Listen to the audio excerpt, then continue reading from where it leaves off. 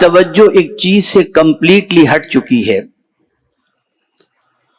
اور ایک چیز کی طرف مرکوز ہو چکی ہے.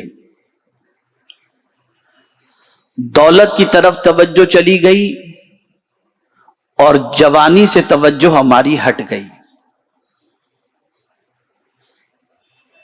جوانی کی طاقت کیا ہوتی ہے اور جوانوں کی طاقت کیا ہوتی ہے، اسے قرآن و حدیث میں آج کے دور میں سمجھنے کی ضرورت ہے. کون سی قوم طاقتور ہے؟ طاقتور قوم کی آئیڈینٹی کیا ہے؟ طاقتور قوم کی پہچان کیا ہے؟ تو اچھی طریقے سے ذہن کے اندر محفوظ کر لیں کہ جس قوم کا نوجوان تعلیم کے زیور سے آراستہ ہو، اخلاق کے زیور سے آراستہ ہو، معاشی اعتبار سے خوشحال ہو، وہ قوم طاقتور کہلاتی ہے اور اس قوم کو دنیا کی کوئی طاقت مٹا نہیں سکتی. لیکن جس قوم کا نوجوان جہالت کی وادیوں میں بھٹک رہا ہو، گھٹیا کرداروں کا مالک ہو، بے روزگاری کا شکار ہو، وہ قوم زمین کے اوپر نہ باعزت رہ سکتی ہے اور نہ باوقار رہ سکتی ہے. آج جوانوں نے بھی دولت کے سلسلے میں جائز و ناجائز کا فرق مٹا دیا اور لیوش لائف، مہنگے گیجٹ اور اچھی کاروں کے استعمال کی شوق کے اندر اپنی ان ذمہ داریوں کو ہمارا نوجوان فراموش کر چکا جو ایک نوجوان کی ذمہ داری ہونی چاہیے. ہمارا ملک جوانوں کا ملک ہے اور ہمارے ملک کی آبادی کیا 65%، اگر 65% دیکھا جائے تو ہمارے ملک کی آبادی جوانوں پر مشتمل ہے. لیکن ایک سوال میں اپنی قوم کے جوانوں سے پوچھنا چاہتا ہوں، ملک کی ترقی میں، قوم کی ترقی میں، ٹیکنالوجی کی ترقی میں، دنیا کے دوسرے معاملات کے اندر ترقی کے اندر ذرا خود کو تلاش کرو کہ ہم کہاں ہیں. کیا ہماری قوم کا نوجوان ترقی کی اس راہ پر گامزن ہے؟ کہیں ملک کو ریپریزنٹ کر رہا ہے، کہیں قوم کو ریپریزنٹ کر رہا ہے، کہیں اسلام کو ریپریزنٹ کرتے ہوئے دکھائی دے رہا ہے؟ تو اگر میں یہ کہوں تو غلط نہ ہوگا. عرض یہ کر رہا تھا کہ ہم اپنے نوجوانوں کو تلاش کریں دنیا کے ان شعبوں کے اندر جن شعبوں کے اندر دوسری قوم کے نوجوان اپنا پریزنٹیشن پیش کر رہے ہیں اور اپنی نمائندگی پیش کر رہے ہیں. ہم نے اپنی جوانی کا مقصد کیا سمجھا؟ کھاؤ پیو موج کرو. ہم نے اپنی جوانی کا کیا مقصد سمجھا؟ لیوش لائف گزارو. آج ہمارے نوجوانوں کو تلاش کرنا ہو تو رات کے 12 بجے کے بعد ہمارا نوجوان چوراہے پر یا بائک پر یا پوائنٹ پر بیٹھ کر گپ شپ مارتا ہوا دکھائی دیتا ہے. اگر ہم اپنے نوجوان کی فکر کا جائزہ لیں تو ہمیں قطعی طور پر ایسے نوجوان بہت کم ملتے ہیں جن نوجوانوں کے دل کے اندر قوم کو اٹھانے کا جذبہ ہو یا قوم کی نمائندگی کا جذبہ ہو. ہماری پہچان کیا ہے؟ ہمارے جوانوں کی آئیڈینٹی کیا ہے؟ کہاں جا رہی ہماری نوجوان نسل؟ کبھی ہم نے اس کے بارے میں غور کیا اور کبھی ہم نے یہ جاننے کی کوشش کی کہ ہمارے وہ اسلاف جنہوں نے نوجوانی میں اپنی زندگی گزاری، ان کے تعلیمی کارنامے، ان کے اخلاقی کارنامے، ان کے اندر قیادت کی صلاحیت کس حد تک موجود تھی اور انہوں نے اسلام کی نمائندگی اور ملک کی نمائندگی کس طریقے سے اپنی جوانی کے ذریعے انہوں نے پیش فرمائی. شاید آج کا جوان اپنی قدر و قیمت کو نہیں جانتا، شاید آج کا جوان اپنے مقام کو نہیں جانتا، وہ جانتا ہی نہیں کہ اس کے پاس جو جوانی اللہ نے عطا فرمائی ہے اس جوانی کی قدر و قیمت کیا ہے، اس جوانی کا مقام کیا ہے، اور اس جوانی کو اسے کس راہ کے اندر خرچ کرنا چاہیے۔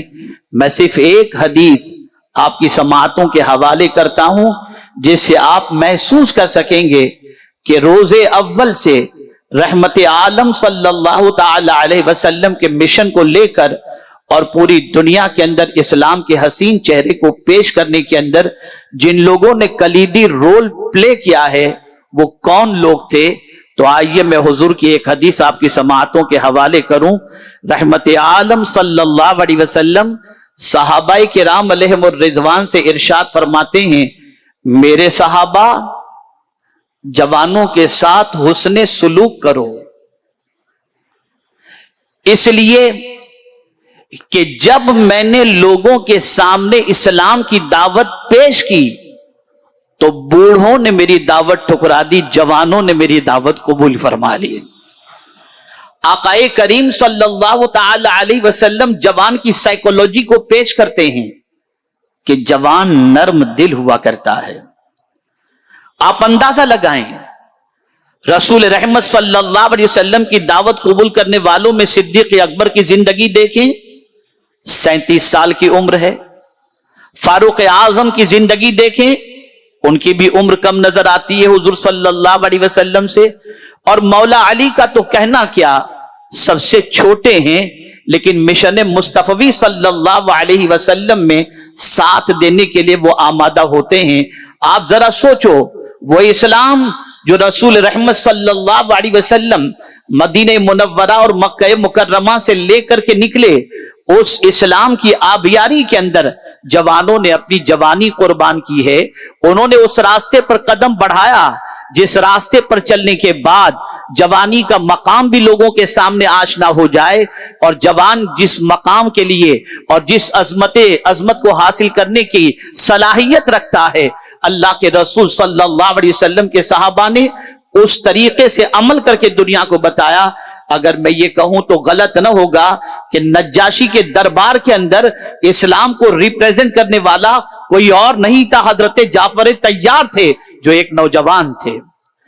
اور حضور کا آخری عمل رسول رحمت صلی اللہ علیہ وسلم کا اگر آپ دیکھیں کہ جنگ کے لیے آقا کریم صلی اللہ علیہ وسلم نے جس کے ہاتھ میں کمان سونپی تھی وہ کوئی اور نہیں تھا، 17 سالہ جوان حضرت اسامہ ابن زید تھے۔ آپ ذرا سوچو، آج کا یہ عظیم الشان اجتماع اگر میں یہ کہوں تو غلط نہ ہوگا، جس میں ایک بہت بڑی تعداد بلکہ 80% تعداد نوجوانوں کی ہے۔ اس لیے میں نے بھی محسوس کیا کہ آج کا اگر ہمارا نوجوان بیدار ہو جائے تو ہماری پیشانی پر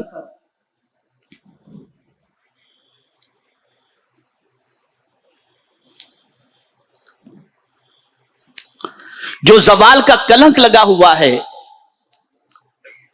اور بدنما داغ جو لگا ہوا ہے اسے دھونے کی ہمارا جوان آج کے دور میں صلاحیت رکھتا ہے۔ کسی قوم کا نوجوان اگر سنور جاتا ہے تو وہ قوم سنور جاتی ہے، اور کسی قوم کا ایک نوجوان بگڑ جائے تو پوری قوم بگڑ جاتی ہے۔ مجھے ایک بزرگ کی دعا یاد آتی ہے جو عرفات کے میدان میں گئے تب بھی ایک ہی دعا کرتے تھے، اے اللہ میرے شہر والوں کو سلامت رکھنا، انہیں اچھا رکھنا۔ مینا میں بھی ایک ہی دعا کر رہے ہیں، اے اللہ میرے شہر والوں کو اچھا رکھنا۔ اسی طریقے سے مزدلفہ میں بھی یہی دعا کر رہے ہیں، اے اللہ میرے شہر والوں کو اچھا رکھنا۔ کسی نے پوچھ لیا آپ آئے حج کے لیے، نہ اپنے لیے دعا کر رہے ہیں نہ اپنے گھر والوں کے لیے دعا کر رہے ہیں۔ اللہ اکبر، آپ تو اپنے شہر والوں کے لیے دعا کر رہے ہیں۔ آپ ذرا سوچو اور اس دعا کی طرف توجہ کو مبذول کرو، اور اس کے بعد معاشرے کا بسنے والا ہر نوجوان اور ہر ذمہ دار اپنی ذمہ داری کو محسوس کرے۔ اس بزرگ سے پوچھا گیا ذرا یہ تو بتائیے کہ نہ اپنے لیے دعا کر رہے ہیں نہ گھر والوں کے لیے دعا کر رہے ہیں، شہر والوں کے لیے دعا کیوں کر رہے ہیں؟ जवाब में इरशाद फरमाते हैं, मेरे ही तो शहर के अंदर मेरे बच्चे भी रहते हैं, मेरे रिश्तेदार भी रहते हैं, मेरे खानदान के लोग भी रहते हैं और दूसरे लोग भी रहते हैं। अगर मैंने शहर वालों के लिए दुआ की तो क्या गलत की, इसलिए कि शहर का एक बच्चा भी सही रहा, शहर के लोग अगर सही रहे तो हमारे बच्चे भी सही रहेंगे, और शहर का एक बच्चा बिगड़ गया तो डर लगता है कि उसकी सोबत से हमारा बच्चा भी बिगड़ ना जाए। क्या यह बात सच नहीं है? हमारे मुआशरे के अंदर, मोहल्ले के अंदर एक बच्चा बिगड़ जाता है तो न जाने कितनों को नशे का आदी बना देता है। हमारे मुआशरे का एक नौजवान अगर ज़िना के अड्डे का आदी बन गया तो न जाने कितनों को उस ज़िना के अड्डे तक ले जाता है। एक शराब के नशे में धुत होने की आदत बना लिया तो न जाने कितनों उसको शराब का रसिया बना देता है। ऐ नौजवानों, मैं तुमसे कहना चाहता हूं, अब ये सारी चीजों को बंद करो। रसूल रहमत तुम्हारी तरफ टिकटिकी बांधकर इस अंदाज से तसव्वुर में देख रहे होंगे कि ये मेरे नौजवान उम्मती आज इस्लाम से दूर भाग चुके हैं, काश के पलटकर मेरे दामन में पनाह ले लें और मेरे पैगाम को लब्बैक कहते हुए अपने सीने में बसा लें। तो उम्मत मुस्लिमा पर जो दाग लगा हुआ है, ये हमारी नौजवान नस्ल उस दाग को इंशाअल्लाह मिटाने की सलाहियत रखती है। मेरी कौम के नौजवानों, तुम्हारी जवानी बड़ी कीमती है, तुम्हारा मकाम बड़ा अरफो आला है। अल्लाह अज़्ज़ व जल्ल ने जवानों को बड़ा मकाम दिया है। अल्लाह अज़्ज़ व जल्ल के रसूल सल्लल्लाहु अलैहि वसल्लम ने जवानों की अहमियत बताई है। आप जानते हैं, सुल्तान सलाहुद्दीन अय्यूबी का एक कौल मैंने एक तुगरे पर पढ़ा था, जिसमें लिखा हुआ था, किसी कौम को तबाह करना हो तो एटम बम की जरूरत नहीं, उस कौम के नौजवानों को आवारा बना दो, वो कौम खुद ब खुद तबाह हो जाएगी। क्या यह सच नहीं है? क्या आज हमारे मुआशरे के अंदर बहुत सारे नौजवान, मैं सबकी बात नहीं कर रहा, बहुत सारे नौजवान मस्जिदों से दूर हैं, उलमा से दूर हैं, दीनी तालीम से दूर हैं, दर्सगाहों से दूर हैं, सोशल एक्टिविटी से दूर हैं, खल्क़े खुदा की खिदमत से दूर हैं, मुआशी एतबार से पसमानदगी के शिकार हैं, और बहुत सारे तो ऐसे नौजवान हैं जो आज भी अपनी मां को बर्तन मंजवाते हुए वो काम करवाते हैं और खुद बैठ करके सिगरेट पीते हैं, नशा करते हैं, और उन्हें इस चीज का एहसास तक नहीं होता कि मेरी मां हमारे लिए क्या कर रही है, और वो अपनी जवानी को बर्बाद करते हुए नजर आ रहे हैं। जरा सोचो, जरा अंदाजा लगाओ, जहां इल्म की तरफ पेशरफ्त करना है वहां सिर्फ इल्म ही हासिल नहीं करना, इल्म की तरफ कदम ही नहीं बढ़ाना, बल्कि कुरान की इस आयत पर अमल करना है, फस्तबिकुल खैरात, भलाई के मामले में दुनिया से आगे निकल जाओ, एजुकेशन के अंदर दुनिया से आगे निकल जाओ, इसलिए कि तुम्हारा ताल्लुक रब से जुड़ा हुआ है। अगर तुमने इल्म की तरफ पेशकदमी की, इल्म की तरफ तुमने कदम बढ़ाया और फिर चंद दिनों इल्म का सफर तय करने के बाद अगर अपने मकसद को तुमने फरामोश कर दिया, तो मैं ये समझता हूं कि तुम्हारा सफर तुम्हें मंजिल मकसूद तक नहीं पहुंचा सकता। क्या यह बात सच नहीं कि हमारे बहुत सारे नौजवान कॉलेज की दहलीज पर कदम रखने के बाद लड़कियों के चक्कर में फंस जाते हैं, उनकी मोहब्बत में गिरफ्तार हो जाते हैं, अय्याशियों के अड्डों पे चले जाते हैं, और उसके बाद उनके मां बाप का ख्वाब और उनका अपना ख्वाब चकनाचूर होता हुआ दिखाई देता है। इसलिए बहुत सारे नौजवान मैंने ऐसे भी देखे हैं जिनका ड्रीम था वो आईएएस बने, जिनका ड्रीम था वो डॉक्टर बने, जिनका ड्रीम था वो रिसर्च स्कॉलर बने, जिनका ड्रीम था वो अच्छा आलिम दीन बने, लेकिन उनकी गलत सोबतों की बुनियाद पर और उनकी गलत रविश की बुनियाद पर उनका ख्वाब शर्मिंदा ताबीर न हो सका, और फिर वो ऐसे बिखरे कि दुनिया से आज इतने पीछे हो गए कि उनके साथी जिन्होंने मकसद को प्रायोरिटी दी, वो आज उनके सामने बहुत तरक्की की तरफ गामजन नजर आते हैं और उनका शुमार पसमानदा लोगों के अंदर होता है और उनका शुमार और उनकी पोजीशन, उनका नामो निशान कहीं लेता हुआ कोई दुनिया का इंसान नजर नहीं आता। अगर आप बेदार हो गए, अगर नौजवान बेदार हो गया, अपने मोहल्लों के अंदर, अपने इलाकों के अंदर, अपने स्कूल के अंदर, अपने कॉलेज के अंदर, अपनी यूनिवर्सिटी के अंदर, वो सिर्फ ये ना सोचे कि मुझे पास होना है, मुझे डिग्री हासिल करनी है, वो हमेशा ये सोचे मुझे टॉपर बनना है, मुझे मुल्क की खिदमत करनी है, मुझे इंसानों की खिदमत करनी है, मुझे दुनिया के अंदर इस्लाम का नाम भी रोशन करना है, माँ बाप का नाम भी रोशन करना है। मैं दुनिया के अंदर अपने मकसद को भूल नहीं सकता और मेहनत तो मशक्कत करे। मैं यकीन के साथ कहता हूं, हमारा वो माजी जो 700 साल पहले था, फिर वो माजी पलट करके आ सकता है। ऐ रसूल आजम सल्लल्लाहु अलैहि वसल्लम के दीवानों, क्यों लोग आपका इस्तेहसाल करते हैं? बहुत सारे वो लोग जो ड्रग्स के सप्लायर हैं, ऐसे नौजवानों को तलाश करते हैं जो ड्रग्स सप्लाई करें। वो सप्लायर कैसे बन जाते हैं? वो नशे के आदी कैसे बन जाते हैं? चंद टकों की लालच में, जिहालत की वजह से, अच्छे माहौल के न होने की वजह से, और इसी के साथ साथ दुनिया के शौक की वजह से और अल्लाह के खौफ से आरी होने की वजह से, आखिरत के डर से बेबाक होने की वजह से, बेनियाज होने की वजह से उनका कदम फिसल जाता है और लोग उनका इस्तेहसाल करते हैं। नतीजतन ड्रग का जो सप्लायर होता है, ड्रग बेचने वाला, वो तो पकड़ा जाता है, लेकिन ड्रग का जो असल डीलर है वो तो ऐश कदों के अंदर अपनी जिंदगी गुजारता नजर आता है। क्यों ये सारे काम होते हैं? जिहालत की वजह से।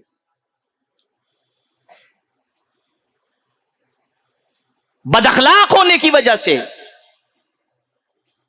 आज मैं आपको चंद जरूरी बातें आपकी समातों के हवाले करना चाहूंगा और सिर्फ मर्ज नहीं बताऊंगा, बल्कि इंशाअल्लाह कुरान व हदीस की रोशनी में उस मर्ज का इलाज भी बताने की इंशाअल्लाह कोशिश करूंगा, ताकि आज जब यहां से उठें आप तो एक नए जज्बे के साथ उठें। इसलिए कि किसी कौम का नौजवान जब बेदार हो जाता है तो उस कौम में इनकलाब पैदा हो जाता है और उस कौम की तकदीर संवर जाती है। आइए सबसे पहले दो अजीम खिताबात आपने एजुकेशन के सिलसिले में सुने। मैं उसी एजुकेशन के हवाले से एक बात आपके सामने पेश करूं, लेकिन उस बात को पेश करने से पहले मैं हदिया तबरीक पेश करता हूं खानकाहे माररा के उस अजीम सपूत को जिसने ये अजीम नारा अता फरमाया, आधी रोटी खाएंगे, बच्चों को पढ़ाएंगे। इस नारे में जाजिबियत भी है, इस नारे में पैगाम भी है और इस नारे में दर्स भी है। अगर हम अपनी अय्याशी को छोड़कर आधी रोटी खाकर अपने बच्चों को पढ़ाने की कोशिश करें तो मैं यकीन के साथ कहता हूं हमारे मुआशरे में कोई जाहिल नहीं रह सकता। आइए मैं आपको बताऊं, कल रईसुल मुफस्सिरीन ने अपने खिताब में फरमाया कि मैं तो आज तक अपने आप को तालिबे इल्म ही महसूस करता हूं, और उसके बाद उन्होंने एक हदीस कोट की कि गहवारे से लेकर कब्र तक इल्म हासिल करो, यह हुजूर का फरमान है।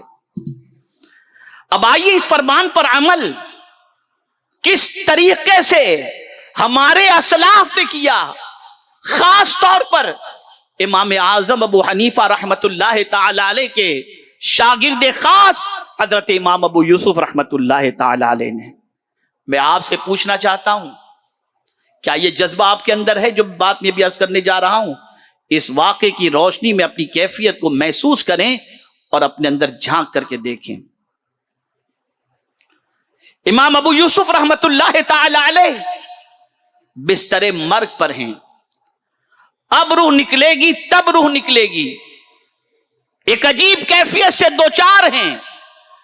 ऐसी सिचुएशन में उनके हम आसर एक आलिम तशरीफ लाए, बीमार मिजाज पुरसिश के लिए आए, इयादत के लिए आए।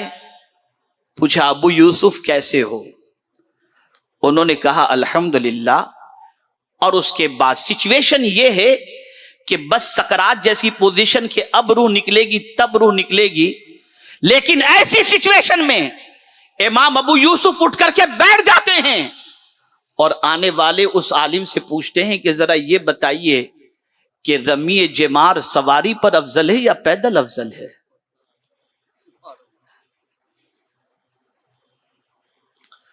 वो आलिम फरमाते हैं अबू यूसुफ तुम्हारी तबीयत मुज़ाकरे की नहीं है, तुम्हें आराम की जरूरत है। इरशाद फरमाते हैं आपकी बात तो सही है, लेकिन मेरे नबी ने कहा है कि कब्र की गोद तक पहुंचते पहुंचते इल्म हासिल करते रहो। तो अभी मैं कब्र के अंदर नहीं पहुंचा हूं, सोचता हूं कि कुछ इल्म हासिल करके कब्र तक पहुंचूं ताकि मेरे नबी के इरशाद पर अमल हो जाए। आज तवानाई के बावजूद, वक्त होने के बावजूद, सोर्सेज ऑफ एजुकेशन होने के बावजूद आज हमारी नौजवान नस्ल तालीम की तरफ नहीं बढ़ रही। हमारे मुल्क की पोजीशन आईटी की फील्ड के अंदर इस वक्त दुनिया की नुमाइंदगी करने वाली पोजीशन है। 100 के रैंक्स के अंदर हिंदुस्तान की 5 बड़ी यूनिवर्सिटी का नाम आता है। मुझसे आज मीडिया वालों ने एक क्वेश्चन किया, उसमें एक सवाल यह भी था कि मुसलमान की माली पोजीशन इतनी अच्छी नहीं कि हायर एजुकेशन हासिल कर सके, तो कैसे वो जाएगा? मैंने कहा याद रखिए, अल्लाह ने कोई काम और कोई जिम्मेदारी ऐसी नहीं दी जो बंदा पूरा ना कर सकता हो।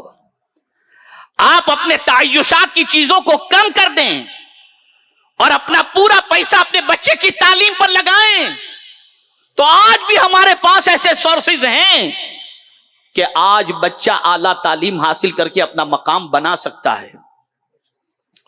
मैं बहुत सारे ऐसे बच्चों को जानता हूं जो स्ट्रीट लाइट के अंदर बैठकर जिन्होंने एजुकेशन हासिल किया और उसके बाद आज आईपीएस आईएएस ऑफिसर बनकर के अपनी जिंदगी गुजार रहे हैं। बहुत सारे ऐसे उलमा को हमने देखा जिन्होंने एक एक वक्त का खाना खाकर इल्म हासिल किया, चटाई पर सोए, पत्थर को तकिया बनाया और उसके बाद इल्म हासिल करके दुनिया को उन्होंने फायदा पहुंचाया। मुझे याद आ रहा है हजरत इमाम मालिक का एक कौल कि हजरत इमाम मालिक रदी अल्लाह मौला तबारक व तआला अन रात के वक्त किताब लिख रहे थे, किताब का मुताला कर रहे थे। गुनूदगी तारी हुई, पानी चेहरे पर छिड़का और उस किताब को हटाकर दूसरी किताब ले ली। फिर गुनूदगी तारी हुई, पानी चेहरे पर छिड़का, उस किताब को किनारे किया, दूसरे सब्जेक्ट की किताब ले ली। शागिर्द ने पूछा हुजूर जब इतनी नींद आ रही है तो थोड़ा सो जाए ना। जवाब सुनिए, बड़ा आसान लगता है इन उलमा को आपको देखना और सुनना और दर्सगाहों के अंदर इनका दर्स देना, आपको लगता है इनको कोई तकलीफ नहीं होती, लेकिन सुनो, इमाम मालिक ने जवाब दिया तुम मुझे सोने के लिए कह रहे हो? कौम तो इसलिए मजे से सो रही है कि हम उनकी रहनुमाई करेंगे। अगर हमने उनकी रहनुमाई के लिए इल्म और मुताला नहीं किया तो कल सुबह उनके मसले का जवाब कौन देगा? ये कुर्बानियां हैं। आप जरा सोचो, आज मस्जिदों के अंदर पूरा कुरान सुनाने वाले हाफिज कुरान उनको पूरा कुरान सुना देते हैं जो अलिफ बा ता सा नहीं जानते। कभी आपने सोचा इन बच्चों ने कुरान याद करने के अंदर कितनी कुर्बानियां पेश की? कभी आपको हज के लिए जाना हो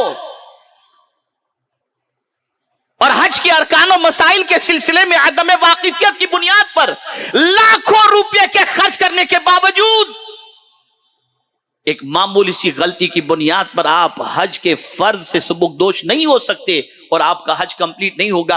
कौन रहनुमाई करता है? ये उलमा रहनुमाई करते हैं।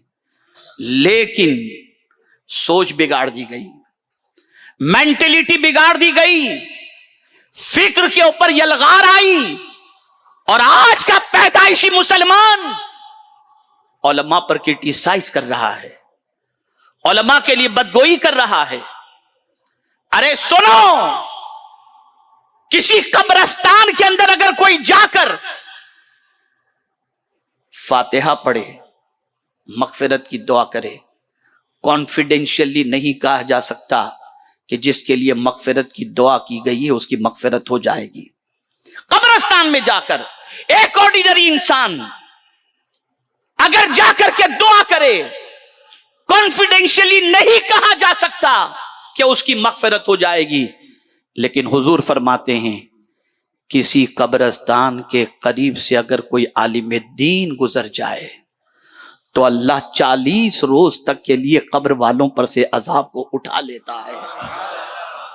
تم ان کی ناقدری کر رہے ہو، تم سازشوں کے شکار ہو رہے ہو، نائبین رسول کا مذاق اڑا رہے ہو، اس لیے کہ تم علم نہیں جان، تمہارے پاس علم نہیں۔ تو آج ضرورت ہے دینی ایجوکیشن کی طرف بھی بڑھو اور دنیاوی ایجوکیشن کی طرف بھی بڑھو، لیکن یہاں یہ میں بات عرض کر دوں، یہ نہیں کہ ہماری قوم صرف دنیاوی ایجوکیشن کے اندر افلاس کی شکار ہے، بلکہ ہماری قوم دنیاوی ایجوکیشن اور دینی ایجوکیشن دونوں ایجوکیشن میں مفلس ہے، مفلس کچھ نہیں جانتی ہماری قوم۔ تو آپ علم کے لیے تیار ہو جائیں، آپ علم کے لیے کمر کس لیں، اور کوئی ایج لمٹ نہیں ہے۔ صحابہ کی زندگی دیکھو، آقا کریم صلی اللہ علیہ وسلم کے بہت سارے صحابہ نے علم حاصل کیا 60 65 70 سال کی عمر کے اندر، کوئی ایج لمٹ نہیں ہے۔ اور میں نے ہندوستان کے اخبار کے اندر آج سے کم و بیش 10 سال پہلے بہار کے ایک واقعے کو میں نے پڑھا تھا کہ ایک درخت کے نیچے 90 سال کا ایک بوڑھا وہ ہندی لکھنا سیکھ رہا تھا۔ آج بہت سارے مسلمانوں کو قرآن پڑھنا نہیں آتا، بہت سارے مسلمان قرآن سیکھنے کے لیے بھی تیار نہیں، دین سیکھنے کے لیے بھی تیار نہیں، اور دنیا سیکھنے کے لیے بھی تیار نہیں۔ تو پہلا اسٹیپ ایجوکیشن کی طرف آپ کو قدم بڑھانا ہے، اور یہی وہ راستہ ہے کہ رسول رحمت صلی اللہ علیہ وسلم ارشاد فرماتے ہیں جو علم کے لیے قدم بڑھاتا ہے اللہ اس کے لیے جنت کا راستہ آسان کر دیتا ہے۔ تو آج کے بعد کوئی بھی نوجوان اپنے آپ کو جہالت کی وادی کے اندر نہ رکھے، ورنہ کل کون تمہیں اغوا کر کے تم سے غلط کام کروا کر جیل کی سلاخوں کے پیچھے ڈلوا دے، تمہیں اس کا ہوش بھی نہیں ہوگا۔ اس کے علم حاصل کرو۔ اب اس کے بعد کوئی بھی نوجوان بے روزگار نہ رہے، مفت خور نہ رہے، جو بھی جائز کمائی کا ذریعہ اسے ملے وہ اس جائز کمائی کی طرف قدم بڑھائے، ناجائز قطعی طور پر نہیں۔ 2000 والا موبائل استعمال کرنے کو ملے کوئی پرابلم نہیں، لیکن حرام کی کمائی کے ذریعے کوئی بھی آئی فون استعمال کرنے کا شوق اپنے اندر پیدا نہ کرے، کمائے تو حلال۔ اب آئیے میں تھوڑا سا حلال روزی کی طرف آپ کو بتاؤں، اور یہ پیغام صرف نوجوانوں کے لیے نہیں، حلال روزی سے متعلق ہر اس کاروباری کے لیے ہے جو تجارت کے اندر اپنی قسمت آزمائی کر رہا ہے۔ آئیے آقا کریم صلی اللہ علیہ وسلم کا ارشاد میں آپ کی سماعتوں کے حوالے کروں۔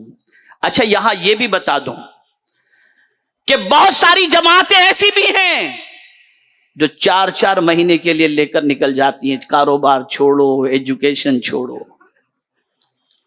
اور میرا مولا کیا فرماتا ہے؟ کس دن کے لیے فرماتا ہے؟ جمعہ سید الایام، سید الایام۔ اللہ فرماتا ہے اذا قضیت الصلاۃ فانتشروا فی الارض، نکال دیا مسجد سے باہر اللہ نے کہ جب تم جمعہ کی نماز ادا کر لو زمین پر پھیل جاؤ، وابتغوا من فضل اللہ، اور اللہ کا فضل تلاش کرو، یعنی روزی تلاش کرو۔ اسلام یہ نہیں کہتا کہ آپ مسجد میں بیٹھ کر جوانی کے اندر اوراد و وظائف کریں، اسلام یہ چاہتا ہے یا تو علم حاصل کرو، محنت و مشقت کرو، اور عبادت کی عمر تو ہے ہی، اور حلال روزی کمانا یہ کوئی کم عبادت نہیں ہے۔ اللہ مسجد سے نکال رہا ہے۔ مجھے یاد آ رہا ہے سیدنا فاروق اعظم رضی اللہ المولا تبارک و تعالی عنہ کا ایک واقعہ۔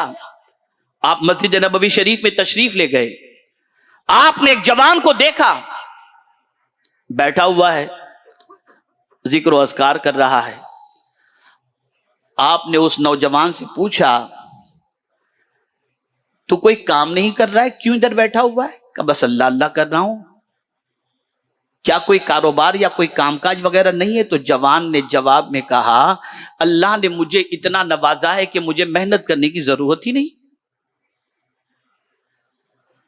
فاروق اعظم رضی اللہ تعالیٰ عنہ نے اسے اٹھایا اور فرمایا تیری ضرورت تیری کمائی سے پوری ہو جاتی ہے، بیٹھی انکم تیری اتنی ہے کہ جس سے تیری ضرورت پوری ہو جاتی ہے، لیکن ایک جوان کا اس طرح سے مسجد میں بیٹھنا مناسب نہیں۔ جا کما اور تیری کمائی سے دوسروں کو فائدہ پہنچا۔ یہ بھی ایک کام ہے۔ آپ کیپیبل ہو، خاندان کھانے کی طاقت رکھتا ہے، لیکن کوئی جوان علم کی طرف، سوشل ایکٹیویٹیز کی طرف، دوسروں کی مدد کی طرف، اور اسی کے ساتھ ساتھ دوسروں کو فائدہ پہنچانے سے غفلت کا شکار نہ ہو۔ آئیے رسول اعظم صلی اللہ علیہ وسلم کی حدیث سماعت فرمائیں۔ ہم نے سمجھا ہے نماز ہی فرض ہے، ہم نے سمجھا ہے روزہ ہی فرض ہے، ہم نے سمجھا ہے حج ہی فرض ہے، ہم نے سمجھا ہے زکوٰۃ ہی فرض ہے، لیکن قربان جائیے رسول اعظم کے انتخاب پر آقا کریم صلی اللہ علیہ وسلم ارشاد فرماتے ہیں طلب الحلال فریضۃ بعد الفریضہ۔ اللہ کے رسول صلی اللہ علیہ وسلم فرماتے ہیں حلال روزی حاصل کرنا فرض کے بعد ایک خاص فرض ہے۔ یہ فرض ہے حلال روزی حاصل کرنا۔ تو جب بھی کمانے کے لیے نکلو حلال روزی کمانے کے لیے نکلو، حرام کی طرف کبھی توجہ مت دینا۔ اور اب جو میں حدیث آپ کی سماعتوں کے حوالے کرنے جا رہا ہوں رزق حلال سے متعلق، آپ اسے سماعت کریں گے تو کبھی بھی حرام کی طرف انشاءاللہ قدم نہیں بڑھائیں گے۔ حضرت ابو ایوب انصاری رضی اللہ تعالیٰ عنہ سے مروی ہے کہ حضور صلی اللہ علیہ وسلم نے ارشاد فرمایا جو مال و دولت حلال طریقے سے اس لیے کمائے، ریزن بھی بتایا حضور نے، کمانے کا ریزن بھی حضور نے بتایا، جو مال و دولت حلال طریقے سے اس لیے کمائے کہ بھیک مانگنے سے بچے، اور اس لیے کمائے کہ اپنے اہل و عیال کو خوش رکھے اور اپنے پڑوسی پر مہربانی کرے، وہ اللہ تعالیٰ سے اس حال میں ملاقات کرے گا کہ اس کا چہرہ 14ویں کے چاند کی طرح چمکتا ہوگا۔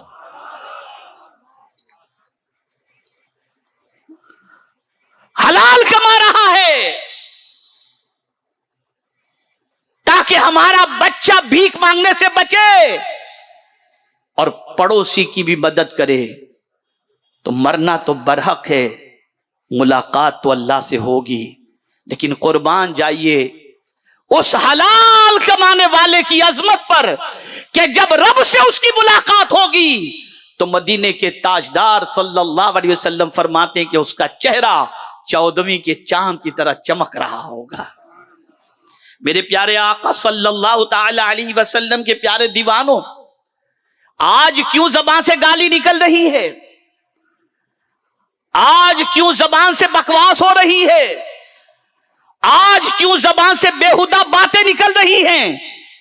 کہیں ایسا تو نہیں کہ ہمارے حلق کے نیچے اترنے والا لقمہ حلال کا نہیں رہ گیا؟ لیکن حضور فرماتے ہیں اگر کوئی حلال کھاتا ہے تو اس کا فائدہ کیا ہے؟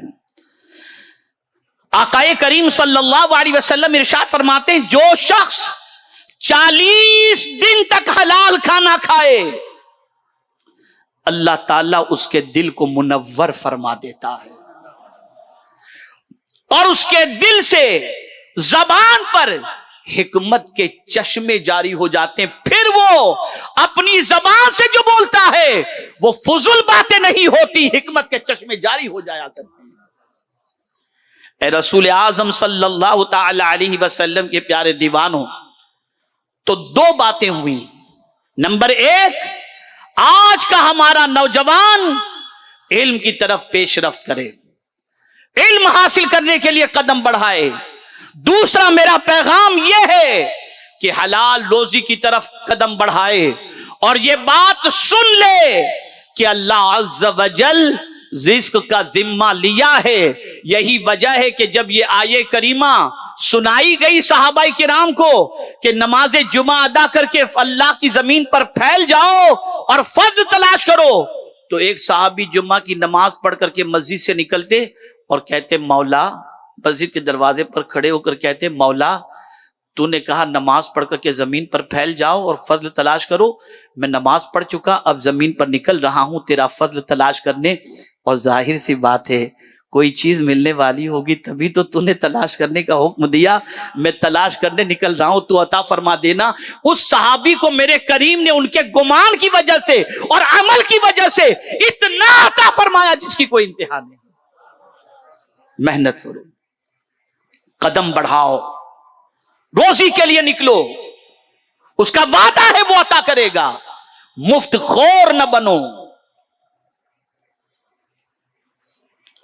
تیسری چیز، وقت کی قدر کرو۔ میں اپنے یوتھ سے پوچھنا چاہتا ہوں، ابھی تک کی زندگی کے حوالے سے نہیں، ایک دن کے حوالے سے ٹھنڈے دماغ سے رات کو سو کر سوچنا آج کا دن کس کام میں آپ نے خرچ کیا، کتنا وقت صحیح طور پر استعمال ہوا اور کتنا وقت آپ نے ضائع کیا۔ تو مجھے کہنے کی ضرورت نہیں، آپ کا ضمیر خود آپ کو ملامت کرتا ہوا نظر آئے گا۔ اب وقت کتنا قیمتی ہے، وقت کی کتنی قدر کرنی چاہیے، اسے بھی سماعت فرما لیں۔ جتنی بھی نمازیں اللہ نے فرض فرمائیں اس کے بارے میں فرمایا ان الصلاۃ کانت علی المؤمنین کتابا موقوتا، وقت کے ساتھ 6:50 پر اگر طلوع ہے اور آپ 6:51 پر اگر فجر کی نماز ادا کرتے ہیں تو وہ ادا نہیں ہوگی، وہ قضا ہی ہوگی۔ اگر آپ نے لاکھوں روپیہ خرچ کیا اور وقوف عرفہ کا جو وقت ہے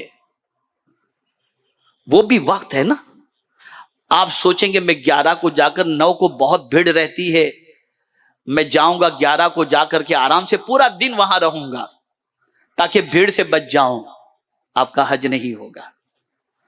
وقوف عرفہ کا جو وقت شریعت نے متعین کیا ہے، آپ اگر اس وقت سے تاخیر میں پہنچے یا پہلے پہنچے، آپ کے لاکھوں روپے کے خرچ کرنے کا کوئی فائدہ نہیں۔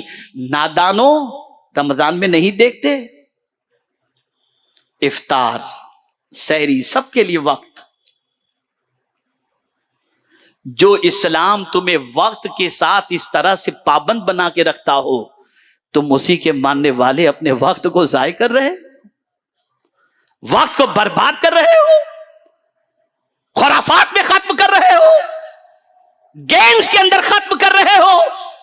کتنا ایجوکیشن ہے تمہارے پاس، کتنا سرمایہ ہے تمہارے پاس، کیا کام آج تک تم نے کر لیا کہ اپنا وقت تم ان چیزوں میں خرچ کر رہے ہو؟ وقت کی قدر کرو۔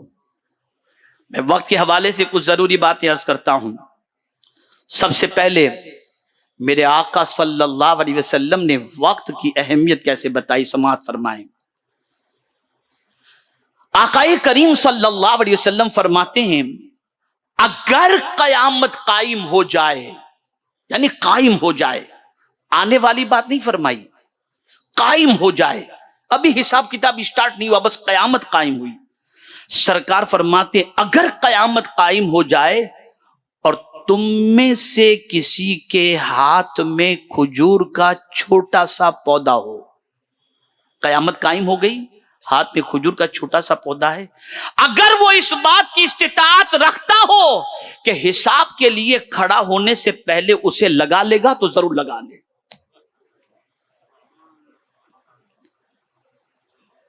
یعنی حساب شروع ہو اس سے پہلے اس کے پاس اتنا وقت ہے اور وہ استطاعت بھی رکھتا ہے کہ پودا لگا لے، تو وہ ٹائم بھی ضائع نہ کرو، اس ٹائم کو پودا لگانے میں خرچ کرو۔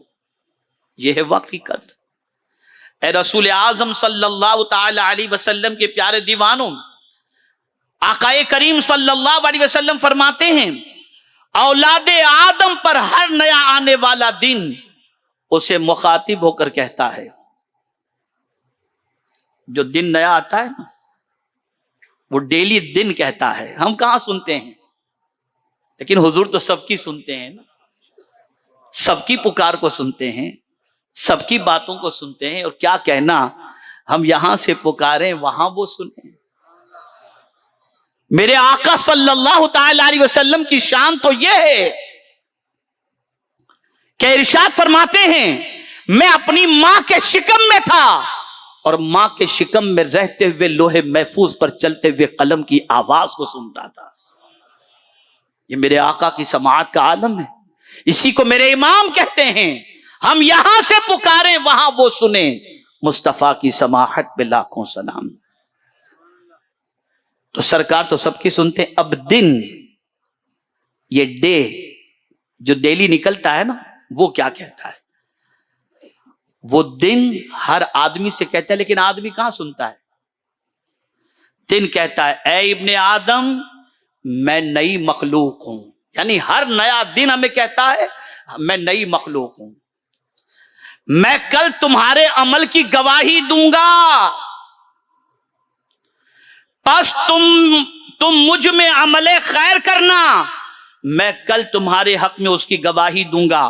اگر میں گزر گیا، جو دن گزر جاتا ہے وہ دن کہہ رہا ہے اگر میں گزر گیا تو پھر تم مجھے کبھی بھی دیکھ نہیں سکو گے۔ اور حضور صلی اللہ علیہ وسلم نے فرمایا اسی طرح کے کلمات رات بھی دہراتی ہے، یعنی ہر دن کہتا ہے کہ دن میں نیک عمل کر لو، اس لیے کہ آج کا دن چلا گیا تو پھر پلٹ کر نہیں آئے گا، اور جو دن میں تم نے اچھا کام کیا یہ دن کل بروز قیامت تمہارے حق میں گواہی دے گا، اور یہی رات بھی کہتی ہے۔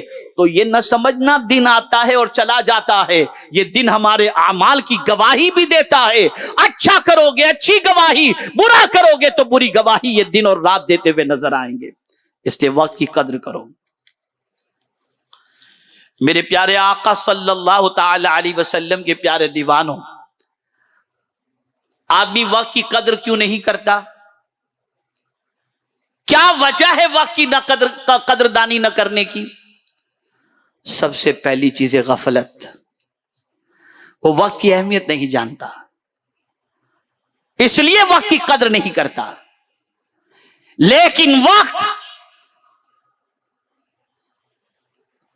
اس کی قدر ہر ایک کو کرنا ضروری ہے، اور اسی لیے قرآن نے غافلوں میں سے نہ ہونے کے بارے میں فرمایا۔ اللہ عز و جل ارشاد فرماتا ہے وَاذْكُرْ رَبَّكَ فِي نَفْسِكَ تَضَرُّعًا وَخِيفَةً وَدُونَ الْجَهْرِ مِنَ الْقَوْلِ بِالْغُدُوِّ وَالْآصَالِ وَلَا تَكُن مِّنَ الْغَافِلِينَ، اور اپنے رب کو اپنے دل میں یاد کرو، گڑ گڑاتے ہوئے اور ڈرتے ہوئے اور بلندی سے، کچھ کم آواز میں، صبح کو شام کو، اور غافلوں میں سے نہ ہونا، غافلوں میں سے نہ ہونا۔ تو غفلت کی چادر اتار کر پھینک دو، غفلت سے باہر نکل آؤ، اس لیے کہ قرآن کہہ رہا ہے وَلَا تَكُن مِّنَ الْغَافِلِينَ، غافلوں میں سے نہ ہو جاؤ۔ اور یہاں کچھ دوست ہی ایسے ہوتے ہیں جو غافل ہوتے ہیں، اور ان غافل دوستوں کے ساتھ آدمی اپنا ٹائم اسپینڈ کرتا ہے۔ آؤ تھوڑا کیرم کھیل لیتے ہیں، آؤ تھوڑا یہ کر لیتے ہیں، آؤ تھوڑا یہ کر لیتے ہیں، آؤ تھوڑا یہ کر لیتے ہیں، آؤ تھوڑا یہ کر لیتے ہیں۔ جائز جتنی تفریحات ہیں اس کے سلسلے میں اسلام نے نہیں روکا، لیکن تضیع اوقات سے اسلام نے روکا ہے، فضول چیزوں سے اسلام نے روکا ہے۔ اگر کوئی ایسا دوست ہے جس کا دل اللہ کے ذکر سے غافل ہے اور جو تمہیں غفلت کا شکار کر دے، غافل بنا دے، تو کیا دوستی میں اس کی بات ماننی چاہیے؟ قربان جائیے میرے رب کی عظمت پر، ارشاد فرماتا ہے وَلَا تُطِعْ مَنْ أَغْفَلْنَا قَلْبَهُ عَنْ ذِكْرِنَا وَاتَّبَعَ هَوَاهُ وَكَانَ أَمْرُهُ فُرُطًا۔ قرآن کہتا ہے اور اس کا کہا نہ مانو جس کا دل ہم نے اپنی یاد سے غافل کر دیا اور وہ اپنی خواہش کے پیچھے چلا اور اس کا کام حد سے گزر گیا۔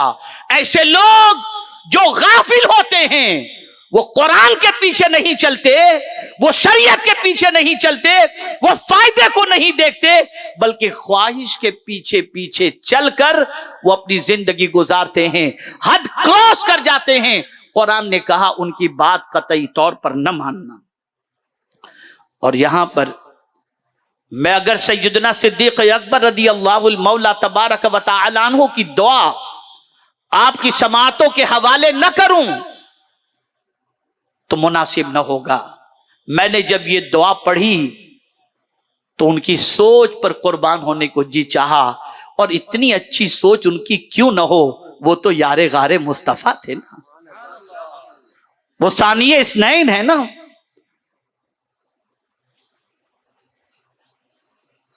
آپ اندازہ لگائیں، ان کی دعا کو ذرا سنیں تاکہ محسوس کر سکیں کہ کتنی عظیم دعا ہے ان کی۔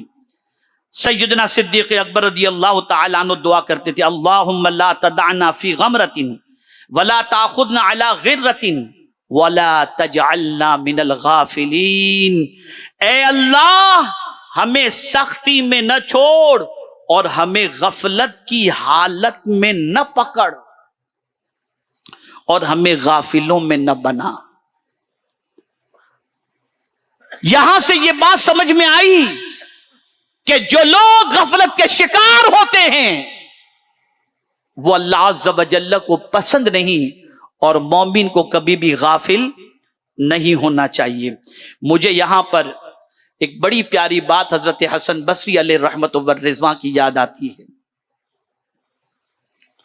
کچھ لوگ اپنے کام میں ٹال مٹول کرتے ہیں، ارے یار سدھر جائیں گے نا، 50 کے بعد سدھر جائیں گے، پھر تو کام ہی کیا ہے، 60 کے بعد سدھر جائیں گے، یار ابھی تو جوانی کی زندگی ہے، ابھی کہاں یہ سب ریسٹرکشن اور یہ ساری چیزیں، ایجوکیشن اور یہ اور وہ، ابھی تو انجوائے کی لائف ہے، اور آدمی ٹال مٹول کرتا ہے، اور اسی ٹال مٹول کے اندر میں بعد میں سدھر جاؤں گا، حج کر کے آگے سدھر جاؤں گا، یہ سارا ٹال مٹول۔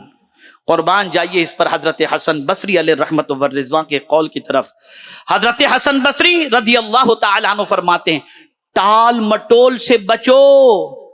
غور سے سنیے گا، بڑی پتے کی بات ہے، بڑی پتے کی بات ہے، یہ دل میں بٹھا لو گے تو آج کے بعد ٹال مٹول کی عادت نکل جائے گی۔ فرماتے ہیں ٹال مٹول سے بچو، اس لیے کہ تمہارا تعلق آج سے ہے، کل سے نہیں، اس لیے کہ تمہیں معلوم ہی نہیں ہے کہ کل تم دیکھ سکو گے کہ نہیں دیکھ سکو گے، تو ٹال مٹول نہ کرو، آج ہی اپنا کام کام شروع کرو اور آج ہی سے اپنی زندگی کے اندر تبدیلی پیدا کرو. اگر کام کرنے کے وقت تک نہ پہنچ سکے اور اس سے پہلے روح پرواز کر گئی تو گھبرانے کی بات نہیں. راستے کی نیت آپ نے کر لی تھی، منزل تک پہنچانا میرے رب کے دست قدرت میں ہے. آپ جانتے ہیں ایک حاجی اگر گھر سے نکلا وَمَن يَخْرُجْ مِن بَيْتِهِ مُهَاجِرًا إِلَى اللَّهِ وَرَسُولِهِ ثُمَّ يُدْرِكُهُ الْمَوْتُ فَقَدْ وَقَعَ أَجْرُهُ عَلَى اللَّهِ. کوئی حاجی گھر سے نکلا، احرام پہن کر نکلا یا نیت کر کے نکلا، ابھی مکہ نہیں پہنچا موت واقع ہو گئی. معلوم نہ تھا موت واقع ہو گئی تو جانتے ہو جاتا، توجہ چاہوں گا، پہنچ جاتا، حج کرتا، ایک حج لکھا جاتا، لیکن نکلا اللہ کی راہ میں اور مر گیا، موت آ گئی تو مولا ہر سال اس کے نام اعمال میں حج کا ثواب لکھ دیتا ہے کہ بندے تم میری طرف آنے کا ارادہ تو کر لیا تھا، تو نے ٹال مٹول تو نہیں کی، تیرا کام جتنا تھا تو کر، باقی میرا کام میں کر دوں گا. تو ٹال مٹول نہ کرو، آج سے بدل جاؤ. یہاں سے جانے کے بعد اپنے ٹائم کے بارے میں احتساب کرو کہ کوئی بھی وقت تمہارا ضائع تم انشاءاللہ نہیں کرو گے. میرے پیارے آقا صلی اللہ تعالی علیہ وسلم کے پیارے دیوانوں، ہمارا ٹائم ضائع کس وجہ سے ہوتا ہے؟ آلات جدیدہ کی وجہ سے. موبائل، آپ ذرا سوچو تو سے، ہم نے کوئی تحقیق کے میدان میں قدم نہیں بڑھایا، کوئی نئی چیز ہم نے کریٹ نہیں کی. زمانے میں ہم کتنے پیچھے ہیں، دنیا کہاں سے کہاں نکل گئی اور ہمیں دے دیا گیم. اور ہمارے کچھ بچے پتہ نہیں کیا کیا گیم ہے، مجھے تو یاد بھی نہیں، سمجھ میں بھی نہیں آتا ہے اس کے بارے میں.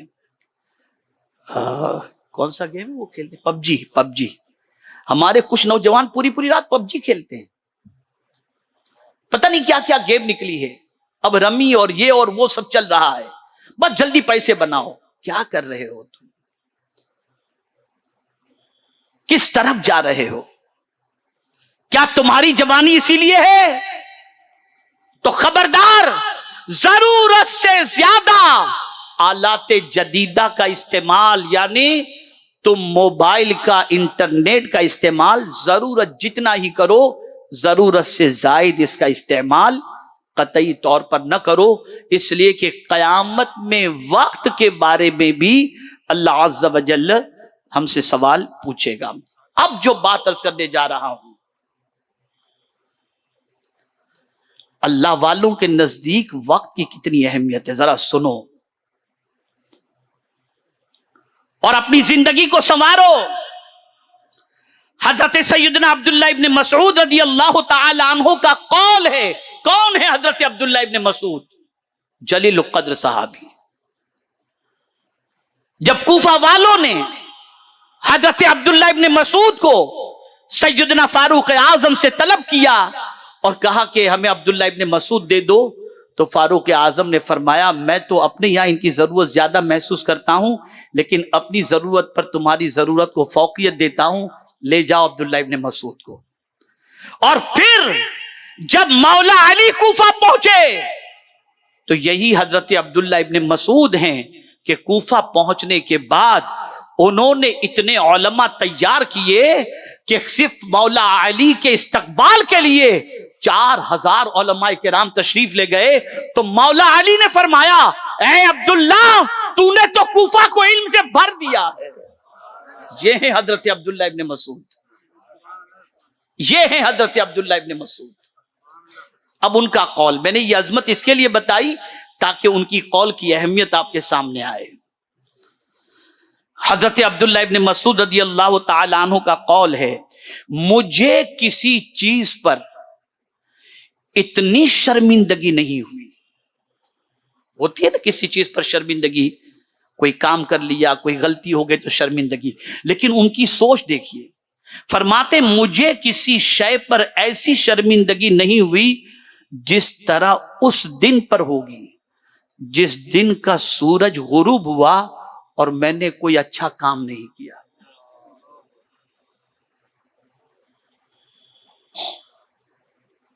یعنی نیا سورج غروب ہو رہا ہے اور اس دن اگر میرے کام کے اندر کوئی اضافہ نہیں ہوا اور میں نے کوئی کام نہیں کیا تو مجھے سب سے زیادہ اس بات پر افسردگی ہوگی اور شرمندگی ہوگی کہ آج کا دن ایسے ہی گزر گیا اور میں نے کوئی کام نہیں کیا. آپ ذرا سوچو, یہ ان کے نزدیک وقت کی اہمیت ہے. حضرت عمر ابن عبدالعزیز رضی اللہ تعالی عنہ کا قول ہے, رات اور دن تجھ میں عمل کرتے ہیں تو ان میں کام کیا کر. میرے پیارے آقا صلی اللہ تعالی علیہ وسلم کے پیارے دیوانوں, بہت تفصیلی موضوع ہے اور اس پر مزید سیر حاصل گفتگو ہو سکتی ہے, لیکن میں اب اس طرف جانے کی بجائے اپنی گفتگو کو سمیٹتے ہوئے تھوڑا سا آپ کو مایوسی سے نکالنے کی کوشش بھی کروں. آپ سوچیں گے آج تک تو ہم غفلت کے شکار ہیں. ایک بہت بڑا ہمارے اوپر اعتراض ہے, اور وہ اعتراض کیا ہے؟ اسلام جمود کی تعلیم دیتا ہے, تسبیح لو, مسجد میں کونے میں بیٹھ جاؤ, اللہ اللہ کرتے رہو. گزشتہ کئی سالوں سے مسلمانوں نے قوم کو کچھ نہیں دیا. یہ ایک آبجیکشن ہے. میں نے اس آبجیکشن کے جواب کو تلاش کرنے کی کوشش کی تو میرے کریم نے کرم فرمایا کہ کیا یہ اعتراض جو ہے یہ صحیح ہے؟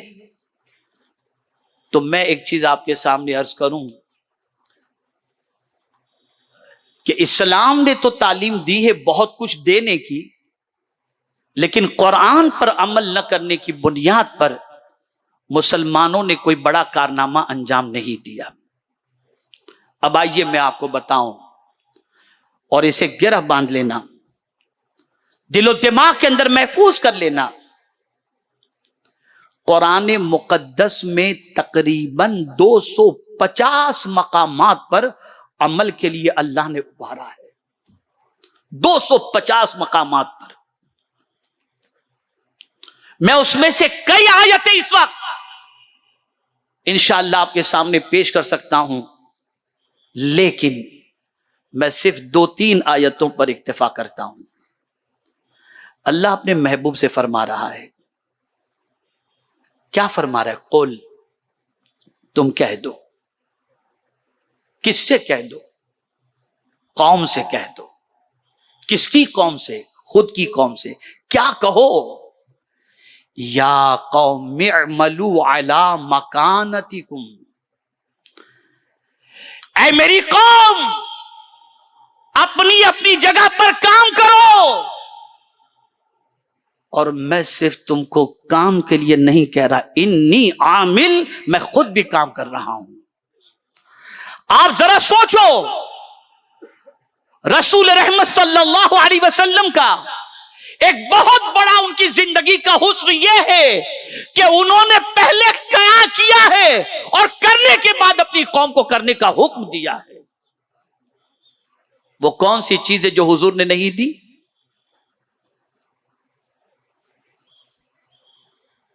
لیکن آج امت مسلمہ کسی حد تک ناکارہ بن چکی, جد و جہد کی طرف قدم نہیں بڑھا رہی, تعیشات کی زندگی اور آرام پسندی کی زندگی میں لمحات گزار رہی ہے. اس سے باہر آ جاؤ اور آج اپنے اندر ایک احساس پیدا کرو, اپنے اندر ایک عزم پیدا کرو. سب سے پہلے تو یہ کہ آج تک کیے ہوئے گناہوں کا احساس, اس کی شرمندگی, اس پر ندامت, یہ اپنے اندر فیل کرو, محسوس کرو کہ ہم سے کوتاہی ہوئی ہے. اور جب یہ فیلنگ ہوتی ہے, احساس ہو جاتا ہے کہ ہم سے کوتاہی ہوئی ہے, تو جس کو یہ احساس ہوتا ہے اس کی زندگی کا ایک واقعہ میں آپ کی سماعتوں کے حوالے کر دوں. حضرت جابر رضی اللہ تعالیٰ عنہ فرماتے ہیں, حضرت ثعلبہ رضی اللہ تعالیٰ عنہ کے بارے میں. حضرت ثعلبہ ابن عبد الرحمن جوان تھے, جا رہے تھے, ایک گھر کے اندر تھوڑی سی نظر پڑ گئی اور اس گھر کے اندر کوئی عورت نہا رہی تھی. آپ نے فوراً نگاہ پھیر لی, لیکن احساس بیدار ہوا, یہ مجھ سے کیا ہو گیا, یہ مجھ سے کیسی غلطی ہو گئی, یہ میں نے کیا دیکھ لیا. اس تصور کے ساتھ کہ میں حضور کو کیسے منہ دکھاؤں گا, اگر حضور کو پتہ چل گیا کہ مجھ سے یہ گناہ ہوا ہے تو میں حضور کو کیسے منہ دکھاؤں گا. اس تصور نے ان کو بے چین کر دیا, اس تصور نے ان کو بے قرار کر دیا. وہ نکل گئے مدینے سے اور چلے گئے کسی پہاڑی پر. ہمیشہ نماز میں نظر آنے والے ثعلبہ جب سرکار کو نظر نہیں آتی, اور کم و بیش 60 دن گزر گئے. ایک دن فاروق اعظم سے سرکار نے فرمایا, عمر کیا بات ہے, ثعلبہ نظر نہیں آ رہے؟ ہاں سرکار, کچھ دنوں سے وہ نظر نہیں آ رہے. سرکار نے فرمایا, عمر تم اور سلمان جاؤ اسے تلاش کر کے لاؤ. اب یہ دونوں جاتے ہیں تلاش کرنے کے لیے. گھر میں تو تھے نہیں, پہاڑیوں کی طرف بڑھے. کسی سے پوچھا تم نے ثعلبہ کو دیکھا ہے؟ کہا پتہ نہیں, دیکھا تو نہیں, لیکن کوئی بندہ ہے اس سے کوئی غلطی ہو گئی, پوری پوری رات روتا رہتا ہے. کہا وہی ثعلبہ ہوگا. گئے فاروق اعظم رضی اللہ المولا تبارک و تعالی عنہ, دیکھا تو ثعلبہ موجود ہیں, آنسوؤں سے ان کی آنکھیں بھیگی ہوئی ہیں, رو رہے ہیں. ثعلبہ تم یہاں پر, حضور نے تمہیں یاد کیا ہے, کیوں یہاں پر آئے, آخر تم نے شہر کیوں چھوڑ دیا؟ تو حضرت ثعلبہ جواب کے اندر عرض کرتے ہیں, ایک لغزش ہو گئی تھی, اور اس لغزش کے بعد میرے احساس نے مجھے بہت جھنجھوڑا کہ میں اب اس لغزش کے بعد حضور کو کیسے منہ دکھاؤں گا. کہا چلو حضور نے تمہیں بلایا ہے. کہا اچھا حضور کا حکم میں چلتا ہوں. جب چلنے لگے تو نماز کا وقت تھا مسجد نبوی شریف میں, حضور مصلی امامت پر تھے. تو حضرت ثعلبہ کہتے ہیں تم لوگ آگے بڑھ جاؤ, مجھے پیچھے کی صف میں رہنے دو, پیچھے کی صف میں رہنے دو. وہ پیچھے کی صف میں رہے. حضور نے تلاوت فرمائی نماز کے اندر, غشی تاری ہوئی, بے ہوش ہو گئے. ثعلبہ کو اٹھا کر ان کے گھر پر پہنچایا گیا. 8 دن تک بیمار رہے, 8 روز تک بیمار. حضور نے پوچھا ثعلبہ کافی دنوں سے نہیں آ رہے, کیا بیمار ہو گئے, کیا ہوا, کیوں نہیں آ رہے؟ کیا حضور وہ علیل ہیں, لائے تو تھے لیکن تلاوت سننے کے بعد ان پر غشی تاری ہوئی اور بیمار ہو گئے. سرکار فرماتے چلو ان کی عیادت کے لیے. گئے حضور عیادت کے لیے. یہ صحابی رسول کی بات کر رہا ہوں. حضرت ثعلبہ رضی اللہ تعالیٰ عنہ بستر پر ہیں, کافی علیل ہیں. سرکار صلی اللہ علیہ وسلم حضرت ثعلبہ کی گردن کو اپنی گود میں لیتے ہیں اور پوچھتے ہیں ثعلبہ کیا محسوس کر رہے ہو؟ عرض کرتے ہیں حضور مجھے ایسا لگ رہا ہے کہ میرے جسم کو چونٹیاں کاٹ رہی ہیں, چونٹیاں کاٹ رہی ہیں. ثعلبہ کیا تمہاری تمنا ہے؟ بس حضور ایک ہی تمنا ہے کہ اللہ مجھے معاف فرما دے. بس یہ انہوں نے کہا اور رسول اعظم نے مزدہ جاں فضا سنا دیا, اللہ تمہاری مغفرت فرمائے, اور ان کی روح پرواز کر گئی, وصال فرما گئے. تجہیز و تکفین کا اہتمام ہوا, غسل دیا گیا, کفن پہنایا گیا. اب جب نماز جنازہ کے لیے نکلے تو حضور صلی اللہ علیہ وسلم پنجوں کے بل چل رہے تھے. صحابہ نے پوچھا حضور کیا بات ہے, اس طرح تو کبھی چلتے ہم نے نہیں دیکھا. میرے آقا نے ارشاد فرمایا میرے صحابیوں, ثعلبہ کی نماز جنازہ میں آسمان سے اتنے فرشتے اتر آئے ہیں کہ پیر رکھنے کی جگہ نہیں ہے. یہ احساس ہے, یہ احساس ہے. پلٹ آؤ اپنے نبی کی طرف, پلٹ آؤ اپنے رب کی طرف, توبہ کر لو. مصطفیٰ پیارے کیا دامن رحمت آج بھی ہمیں اپنے دامن میں لینے کے لیے تیار ہے. غفلت کی چادر اتار دو, एक्टिव हो जाओ, हर उन चीजों से बचो जो आपकी सेहत को नुकसान दे, आपके फ्यूचर को तबाह करे, आपकी जिंदगी को बर्बाद करे, आपकी आखिरत को बर्बाद करे। मुस्तैद हो जाओ जवानों, अगर तुम बेदार हो गए तो हमारे हवाले से जो पूरी दुनिया में प्रोपेगेंडा हो रहा है, मैं यकीन के साथ कहता हूं दुनिया ये कहने पर मजबूर हो जाएगी कि गौस का चाहने वाला, ख्वाजा का चाहने वाला, इमाम अहमद रजा का चाहने वाला ऐसा मुसलमान होता है कि उसकी जिंदगी पर रश्क आता है। मैं वादा लेना नहीं चाहूंगा, लेकिन क्या मुझे आप उम्मीद आपसे करने की इजाजत देते हैं? मैं आपसे उम्मीद करूं कि इंशाअल्लाह अज़ीम अब आपकी जिंदगी इंशाअल्लाह बदलेंगे। आप नौजवानों बेदार हो जाओ, तुम हालात का रुख मोड़ सकते हो। किरदार के जरिए, एजुकेशन के जरिए, फिक्र के जरिए, इकोनॉमी के जरिए, सोशल एक्टिविटीज के जरिए तुम दुनिया में अपनी शनाख्त बना सकते हो, अपनी पहचान बना सकते हो।